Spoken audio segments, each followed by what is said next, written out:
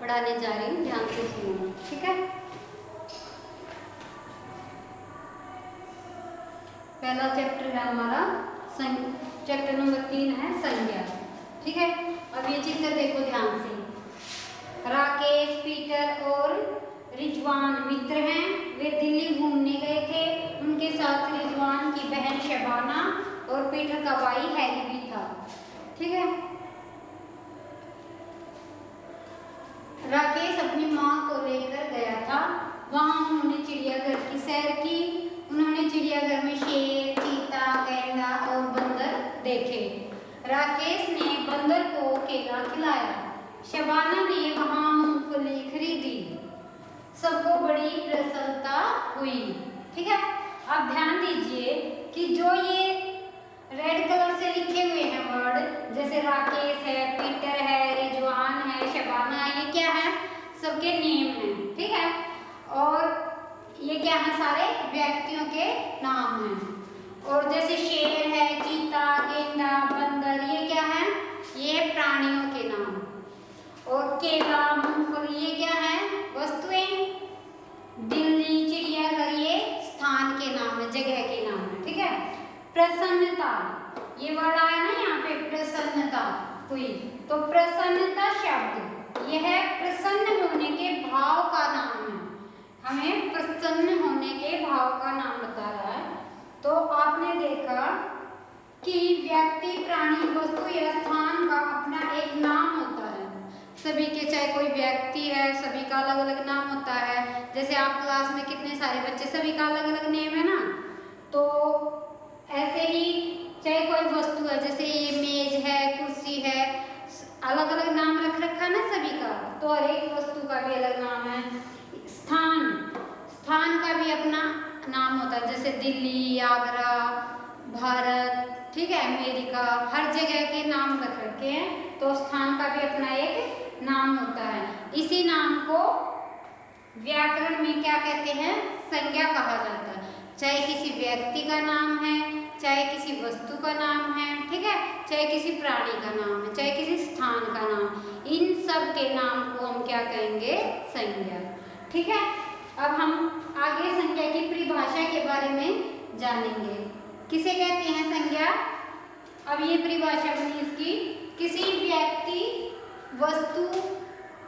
व्यक्ति, प्राणी, वस्तु, स्थान या भाव के नाम को संज्ञा कहा जाता है। चाहे किसी व्यक्ति का नाम हो, किसी प्राणी का हो, किसी वस्तु का नाम हो, चाहे किसी जगह का नाम हो, या कोई भी भाव हो, जैसे हंसना, रोना, कोई भी भाव है, उसको हम संज्ञा कहते हैं, ठीक है। और संज्ञा के भेद, कितने भेद होते हैं संज्ञा के? नाम कई प्रकार के हो सकते हैं। उदाहरण के लिए जब हम महल की बात करते हैं तो यह बड़े आकार का कोई भी भवन हो सकता है। जब हम हवा महल की बात करें तो वह जयपुर में स्थित, वो जयपुर में स्थित विशेष भवन की पहचान बताता है। जैसे महल, खाली महल कह दिया तो क्या होगा? महल, महल तो होगा कोई भी बड़ा सा भवन, उसको हम क्या बोलेंगे? महल। लेकिन जब हम किसी, जैसे हवा महल है, ताजमहल है, जब उनके बारे में बात करेंगे तो हम कहते ही समझ जाएंगे कि ताजमहल, ये जो आगरा में ताजमहल है उसकी बात हो रही है। हवा महल ये जयपुर में स्थित है, उसकी महल हो, उसकी बात हो रही है, ठीक है। इस प्रकार संज्ञा सामान्य प्रकार की हो सकती है और यह विशेष प्रकार की भी हो सकती है। जैसे महल सामान्य प्रकार हो गया, और वो जो हवा महल है वो विशेष प्रकार का महल हो गया, ठीक है। तो सामान्य प्रकार की संज्ञा को जातिवाचक संज्ञा कहा जाता है और विशेष प्रकार की संज्ञा को व्यक्तिवाचक संज्ञा कहा जाता है। समझ आ गई? जो सामान्य प्रकार की होगी संज्ञा वो क्या होगी? जातिवाचक, क्योंकि समूह का वो उसकी जातियों का, जैसे महल, किसी कोई भी महल हो सकता है। लेकिन जब हम किसी स्पेशल नाम लेंगे, जैसे हवा महल है या ताजमहल है, तो कहते ही हम समझ जाएंगे कि ये किस महल की बात हो रही है, ठीक है। तो वो हो गया विशेष व्यक्तिवाचक संज्ञा। ठीक है। अब आगे है जिन संज्ञा शब्दों से एक ही जैसे प्राणियों, वस्तुओं या स्थान का बोध हो उन्हें क्या कहते हैं? जातिवाचक संज्ञा। क्या कहेंगे? उन्हें जातिवाचक संज्ञा कहेंगे। ठीक है। जैसे अभी ये चित्र के माध्यम से समझाया गया है। क्या समझाया है? यह एक बालक है, यह एक बालक है। इसका नाम नहीं बताया ना, सिर्फ बालक बताया। तो बालक तो कोई भी हो सकता है। आप सब में से किसी एक का अगर मैं नाम लूंगी तो वो विशेष होगा, लेकिन अगर मैंने कहा कोई भी एक बच्चा इधर आओ तो वो तो सारे पूरी जाति का, पूरी क्लास का बोध हो गया, जाति का बोध हो गया ना सभी बालकों में से। तो ऐसे तो सारे उठ के आ जाएंगे। ठीक है। तो एक बालक, यह एक बालक है, यह एक पुस्तक है। अगर मैं आपसे पुस्तक मांगू कि मुझे एक पुस्तक देना, तो आप कौन सी दोगे? नहीं पता ना, पुस्तक तो सारी हैं। लेकिन अगर किसी नाम लूंगी कि हिंदी की पुस्तक दो, तो आप सिर्फ वही निकाल के दोगे, वो होगी विशेष पुस्तक होगी वो। ठीक है। यह एक पर्वत है। ये क्या है? एक पर्वत। पर्वत तो बहुत सारे होते हैं ना, लेकिन अगर हम नाम लिखेंगे पर्वत के साथ, जैसे हिमालय पर्वत है, ठीक है, अगर हम किसी का नाम लिखेंगे तो वो क्या हुआ? विशेष के अंदर आ जाएगा। ध्यान दीजिए यहाँ पे बालक, पुस्तक, पर्वत, ये क्या है? सभी जातिवाचक संज्ञा शब्द हैं ये सारे। ठीक है। अब इसकी परिभाषा, जिन संज्ञा शब्दों से किसी विशेष व्यक्ति, प्राणी, वस्तु या स्थान का बोध हो उन्हें व्यक्तिवाचक संज्ञा कहा जाता है। ठीक है। अब ये नीचे चित्र दे रखे हैं, इनके माध्यम से समझाया गया है। क्या समझाया है? कि ये क्या है? पहले में था यह बालक है, लेकिन यहाँ पे क्या? यह मोहन है। यहाँ पे बालक नहीं कहा, क्या कहा है यहाँ पे? वहां पे क्या था? यह बालक है। यहाँ पे क्या है? यह मोहन है। यहाँ पे नाम लिख दिया मोहन, तो क्या हो गया? ये विशेष हो गया, ये नाम लिखते ही। तो ये क्या हो गया? विशेष व्यक्ति। विशेष व्यक्ति मतलब कौन सी संज्ञा के अंदर आ गया? ये व्यक्तिवाचक संज्ञा। यह रामायण है, उसमें क्या था? यह पुस्तक है। पुस्तक तो कोई भी हो सकती है, लेकिन यहाँ पे क्या है? यह रामायण है। रामायण मतलब ये एक स्पेशल वस्तु है। ठीक है, विशेष वस्तु है। और ये क्या है? पर्वत। यह एक पर्वत है, लेकिन यहाँ क्या? यह हिमालय है, हिमालय पर्वत है। नाम दे दिया तो नाम क्या हुआ? ये स्पेशल हो गया ना, पर्वत है हिमालय, तो ये क्या हो गया? हिमालय पर्वत एक विशेष पर्वत है, नाम हो गया इसका। तो ये व्यक्तिवाचक संज्ञा के अंतर्गत आएगा। ठीक है। अब ध्यान दीजिए, जैसे मोहन है, किसी विशेष बालक का नाम है, रामायण किसी विशेष पुस्तक का नाम है, और हिमालय किसी विशेष पहाड़ का नाम है। ये सभी व्यक्तिवाचक संज्ञा शब्द हैं। ठीक है। जानते हैं जातिवाचक संज्ञा या व्यक्तिवाचक संज्ञा जिन प्राणियों, वस्तुओं या स्थान का बोध कराते हैं उन्हें हम देख सकते हैं या छू सकते हैं। जो भी चीजें बताई मैंने आपको जातिवाचक संज्ञा के अंतर्गत या फिर व्यक्तिवाचक के, हम सबको छू सकते हैं। लेकिन कुछ अलग प्रकार के संज्ञा शब्द भी होते हैं जिन्हें हम छू नहीं सकते पर उनका अनुभव कर सकते हैं। जैसे हंसी, जैसे हंस रहे हैं हम, हंसी को छू थोड़ी सकते हैं। बचपन है, बचपन को नहीं छू सकते। ईमानदारी है, ये सारे शब्द क्या हैं? विशेष प्रकार के भाव की पहचान कराते हैं, इसलिए इन्हें भाववाचक संज्ञा के रूप में जाना जाता है। इन्हें भाववाचक संज्ञा कहा जाता है। ठीक है। तो क्या मेन पहचान हुई इसकी भाववाचक संज्ञा की, कि भाववाचक संज्ञा को हम छू नहीं सकते। ठीक है। ये सिर्फ भाव को प्रकट करती है। अब नेक्स्ट पेज पे देखो, ये भाववाचक संज्ञा की परिभाषा है। जिन संज्ञा शब्दों से किसी विशेष वस्तु, किसी व्यक्ति, वस्तु के, किसी व्यक्ति या वस्तु के गुण, दोष, स्वभाव, दशा या भाव का बोध होता उन्हें भाव संज्ञा कहा जाता है। ठीक है, अब जैसे चित्र के माध्यम से समझाया गया है यहाँ पे कि करीम को ईमानदारी का इनाम मिला। ठीक है, ईमानदारी क्या है? ईमानदारी को हम टच करके देख सकते हैं? नहीं ना, तो ईमानदारी क्या हुआ? भाववाचक संज्ञा शब्द। ठीक है, यहाँ पे क्या है? प्रसन्नता, वह प्रसन्नता से उछल पड़ा। प्रसन्नता क्या है? भाववाचक संज्ञा। ये हमारा एक भाव है, खुश होने का एक भाव है, इसको हम छू नहीं सकते। ठीक है, अब आगे देखें, आगे भी चित्र दिया गया है इसी का। जैसे वह घबराहट के मारे रोने लगा। घबराहट क्या है? ये घबराहट यानी कि डर जाना किसी चीज से, तो वो कैसा भाव है? वो भी हमारा किसी व्यक्ति के भाव को ही तो कहते हैं भाववाचक संज्ञा। तो वह घबराहट के मारे रोने लगा। घबराहट एक भाव है और इसको हम छू नहीं सकते, इसलिए भाववाचक संज्ञा के अंदर आएगा।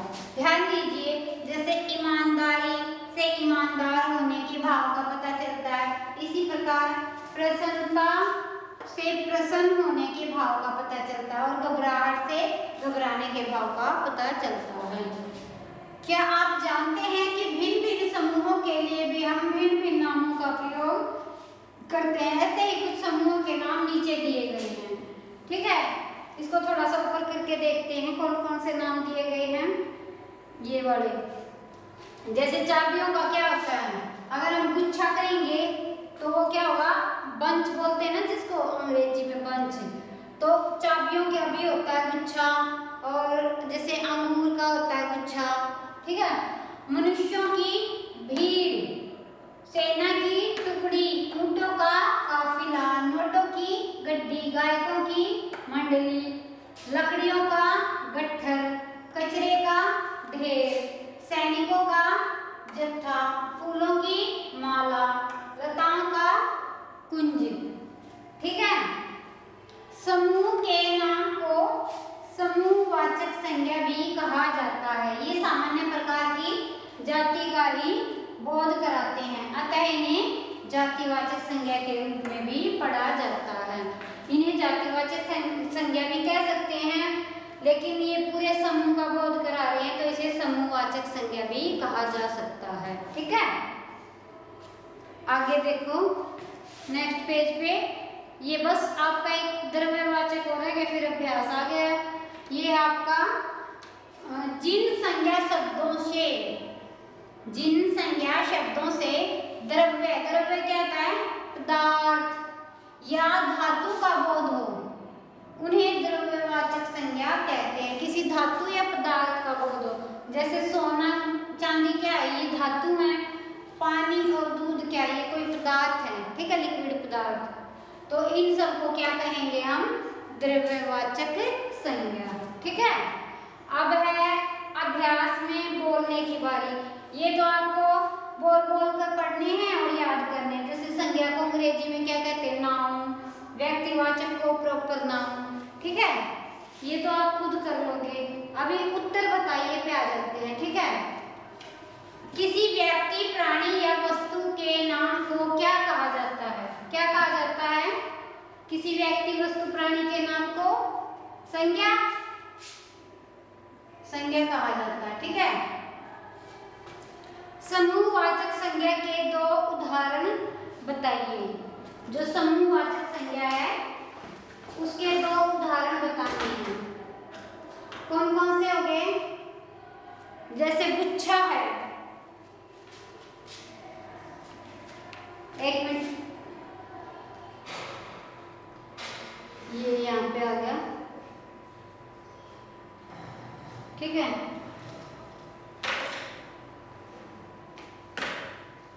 जैसे समूहवाचक संज्ञा के गुच्छा क्या था? समूहवाचक संज्ञा। और क्या था? दो उदाहरण बताने, कोई भी दो। गुच्छा और टुकड़ी भी थी, सेना की टुकड़ी। भीड़ भी हो सकता है, आदमियों की भीड़। ठीक है, ये शब्द क्या है? समूहवाचक संज्ञा के उदाहरण। द्रव्यवाचक संज्ञा के दो उदाहरण लिखिए। द्रव्यवाचक के क्या बताया था मैंने? कोई धातु या पदार्थ हो सकता है। धातु कौन सी होती है, जैसे सोना चांदी, ठीक है। और पदार्थ दूध या पानी, कुछ भी लिख सकते हैं। दो उदाहरण लिखने हैं, ठीक है। अब आगे है लिखने की बारी, लिखित कौशल। इनके उत्तर लिखने हैं। संज्ञा की परिभाषा,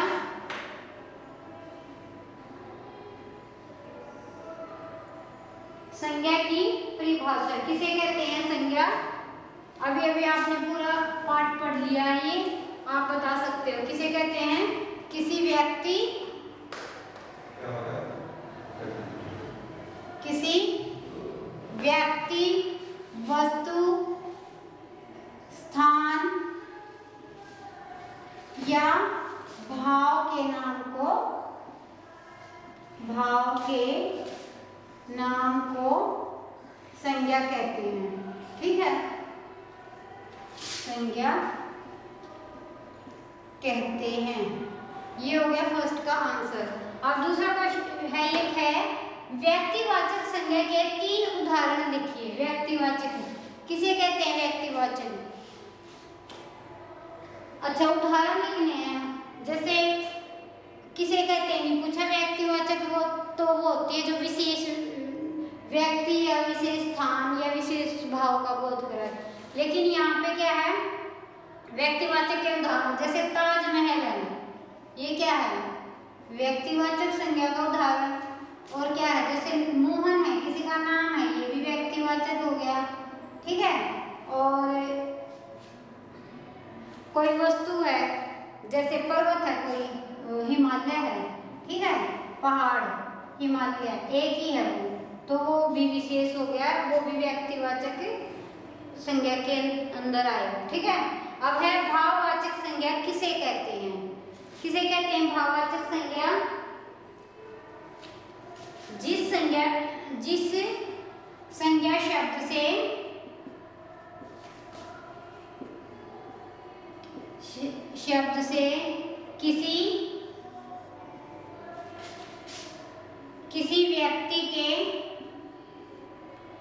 किसी व्यक्ति के गुण, दोष, स्वभाव, ठीक है,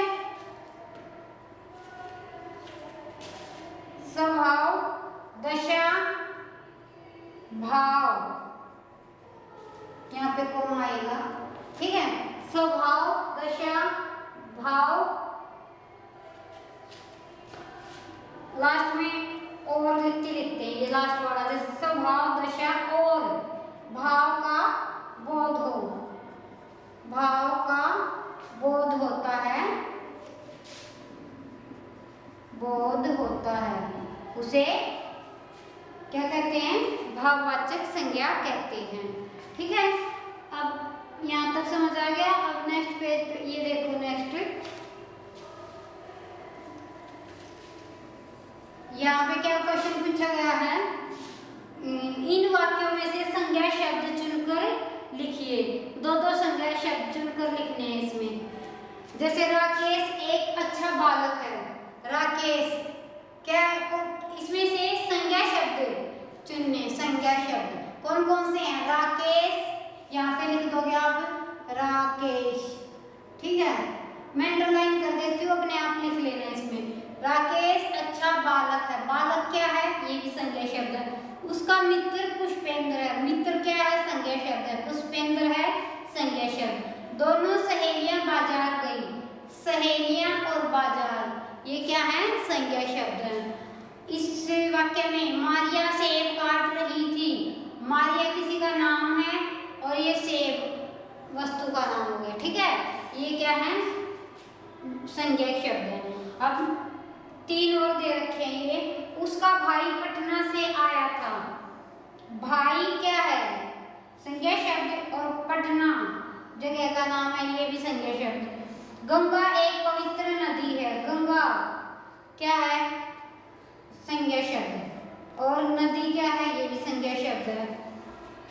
रामू ये नाम है, ये भी संज्ञा शब्द है। रामू अपनी प्रसन्नता छिपा नहीं पाया। एक है भाव, ये प्रसन्नता का भाव है, ये क्या है? संज्ञा शब्द है। तो हर वाक्य से 2-2 आपको, ये मैंने अंडरलाइन कर दिए, आप खुद लिख लेना यहाँ पे, ठीक है। जैसे दो दो है सब में, हर एक वाक्य में दो दो संज्ञा शब्द हैं। ओके, अब आगे देखो बेटा, ये है संज्ञा शब्दों पर गोला लगाइए। संज्ञा शब्दों पर गोला लगाना है। ये दे रखे हैं संज्ञा शब्द, जैसे बुराई है, दीपक है, ये सारे क्या हैं, इनमें मिक्स कर रखे हैं, संज्ञा भी है और विदाउट संज्ञा भी है। तो आपको सिर्फ संज्ञा शब्द पे ही गोला लगाना। बुराई क्या है, ये भाव है, ठीक है, ये बुराई शब्द है संज्ञा शब्द। दीपक भी है संज्ञा शब्द। फूलना ये नहीं है, फूल है, ये भी है संज्ञा शब्द। हंसना भी है, सड़क भी है संज्ञा शब्द। और नाला, नाला भी है, पेड़ भी है, गहरा ये नहीं है संज्ञा शब्द। बंदर भी संज्ञा शब्द है और सुंदर भी संज्ञा शब्द है। खिला ये संज्ञा शब्द नहीं है। अब सोचने की बारी, भाषा कौशल। सही उत्तर चुनिए, इसमें से सही उत्तर चुन के उस पर सही का निशान लगाना। इनमें से व्यक्तिवाचक संज्ञा है रसगुल्ला, मिठाई, रजनीकांत। नाम आ गया ना, किसी का भी नाम व्यक्तिवाचक संज्ञा होता है, तो ये हो गया व्यक्तिवाचक संज्ञा। इनमें से जातिवाचक संज्ञा नहीं है, नहीं पूछा है। सुंदरता नहीं है, ये तो गुच्छा, गुच्छा तो जातिवाचक ही है। और किला, किले भी बहुत हो सकते हैं, वो भी जातिवाचक है। इसलिए जो सुंदरता है ये भाववाचक संज्ञा का उदाहरण है, ये नहीं है जातिवाचक। इनमें से भाववाचक संज्ञा है बालक, बालपन, बालिका। भाववाचक संज्ञा है पूछा, कौन सी है, बालपन। बचपन भी कह सकते हैं, बालपन, लेकिन बालक नहीं है ये, और बालिका ये भी नहीं है, ठीक है। तो ये हो गया हमारा अभ्यास। लास्ट भी रहता है, ये तो थोड़ा सा बस, ये तो जैसे अंताक्षरी होती है ना, उस तरह से बना रखे हैं कि जिससे भी लास्ट में जिस वर्ड से खत्म होगा नेक्स्ट वर्ड बनाना। इसको तो आप वैसे क्लास में भी खेल सकते हो। जैसे बालक के आ गया लास्ट में तो कबूतर बना दिया, अब रे आ गया लास्ट में तो रचना बना दिया। अब इसके ने है लास्ट में तो ने से क्या बनाएंगे, क्या बनाएंगे, ने से कुछ भी बना लो, ने से नायक बना लो, नायक, ठीक है। और कैसे क्या बनाओगे, कलम बना लो, कलम, ठीक है। मैं आ गया लास्ट में, मैं से क्या, मकान बना दो, कुछ भी बना दो। ये तो आप गेम की तरह खेल भी सकते हैं क्लास में, ठीक है। जब अंतिम वर्ण ऐसा हो जिसके कोई नाम शुरू नहीं होता, तब तक एक नया शब्द ले लीजिए और खेल को आगे बढ़ाइए, ठीक है। ये आपका तीसरा पार्ट था जो संज्ञा का, ये आपका पूरा हो गया। आपको सभी को समझ आ गया होगा, ठीक है बेटा। आज के लिए इतना ही, थैंक यू।